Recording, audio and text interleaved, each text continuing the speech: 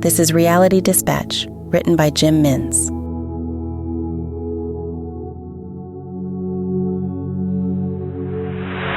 The irony of being interviewed for Live magazine, Dr. Calhoun said, as he lit his fourth cigarette of the interview. Roger lit one in solidarity, although he had no desire for one. The hospital, a makeshift tent on the outskirts of the front line showered by the aftershocks of bombs erupting on the horizon, housed 300 patients and was equipped for only 50. Why is it ironic? Roger asked. Our business here is death, the doctor said with a long drag. He let out the smoke in a satisfactory exhale. A pleasure rarely experienced in wartime. The special operation was in its 18th month. Dr. Calhoun had presided over multiple operations and had saved the lives of thousands. He had also been at the forefront of many who had passed into the next life. The magazine was keen to get his viewpoint on the conflict thus far. Roger was reluctant to speak to him, given his time constraints.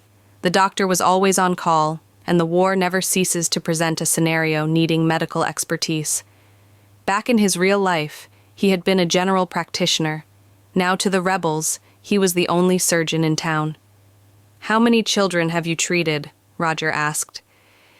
It was a question he had avoided, but the editors had prompted him to focus the discussion on this particular point. The addition was to emphasize the plight of children in wartime. The doctor had first-hand experience. For all Roger knew, he was about to re-enter the tent to treat another child. How can I possibly answer such a question? The doctor replied. Thousands. How many have lived thanks to you? Roger asked. He had already jumped over the threshold, so he might as well continue to swim. Not enough.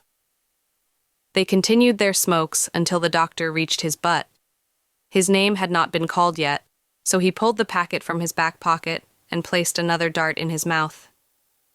When do you stop? Roger asked. The doctor held out the packet to his new acquaintance, but Roger waved it away. When I'm called back inside or when I'm asleep. Otherwise, I'm always on these. It's the only thing that gets me through. I'm devout, so I cannot drink and I cannot eat sugar. This is my only solace, my only reprieve. A nurse poked her head through the crack in the tent and spoke the native tongue of the rebels. Her tone was urgent. The doctor stubbed out his smoke and walked back inside. Roger was alone. He looked out over the horizon and listened to the symphony of bullets and bombs as they played out over the mountains, barely visible underneath the haze of smoke and mist. He was supposed to be inside the tent with his pentax, snapping away. But he was frozen by the fear that he might be confronted by the sight of a child on one of the makeshift beds. He hadn't realized he had such an aversion until he stood there at the entrance to the medical tent and realized what may lie beyond. It was a portal into a world he knew had to have existed, but one that he didn't wish to witness. What was it about the death of a particularly young person that put him off so much?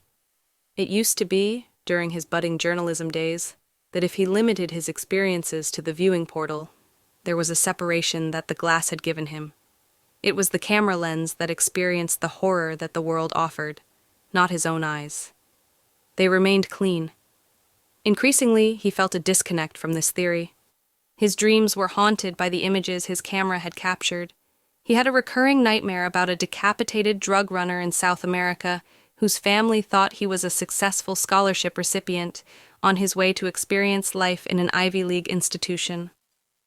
The shock on their faces at his ultimate doom, which had taken them completely by surprise, made them permanent characters in his nightmares.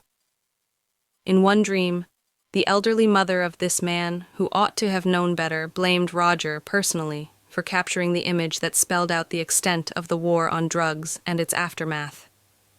As if Roger's lens was responsible for summing up the horror with a single click of his shutter. I think I had that dream again last night, he said to himself. He pulled his packet of cigarettes from his back pocket and inspected the contents, overwhelmed by the sudden urge to light one up despite the bitter, dry taste in his throat. The doctor emerged from the tent and joined him. He retrieved his packet from his back pocket, a fresh packet that required him to remove the plastic encasing the smoke inside. The doctor had a fresh patch of dark red blood down his stomach, staining his scrubs. He said nothing to Roger as he stood by his side and lit the smoke and exhaled. "The war will be over soon," the doctor declared. "What makes you say that?" Roger asked. "This blood on me, it's the blood of the president. He is a cadaver. He is lying on a mattress donated by the local village inside the second curtain to the right as you enter. If you wish to go in and take pictures before they take him away, I suggest now you do it." Roger removed his camera. His arms doing the work on instinct, for his brain was not in control. In any other circumstance, he would have comforted the man who had just attempted to save the life of the head of state of the country, where war had raged. But for the photojournalist, all that mattered was the image, captured for history, for prosperity.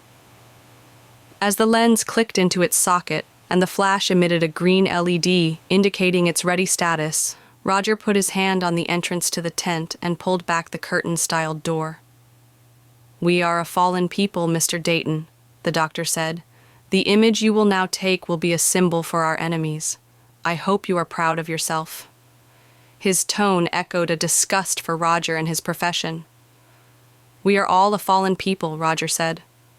"We all have the demons of conquering people," he replied, although he didn't know why he was being so rude to the doctor in such a time of grief. The doctor swore in a foreign language. Roger entered the tent and followed the instructions to the mattress of the villagers that now housed the corpse of the president of these lands. The former president lay in a pool of blood, having been shot multiple times. Roger began to snap away at his lifeless body, carefully extracting the image from multiple angles in order to allow history to decide which one would be the defining image and his subconscious to decide which would be the one that haunts him while he slept a restless sleep.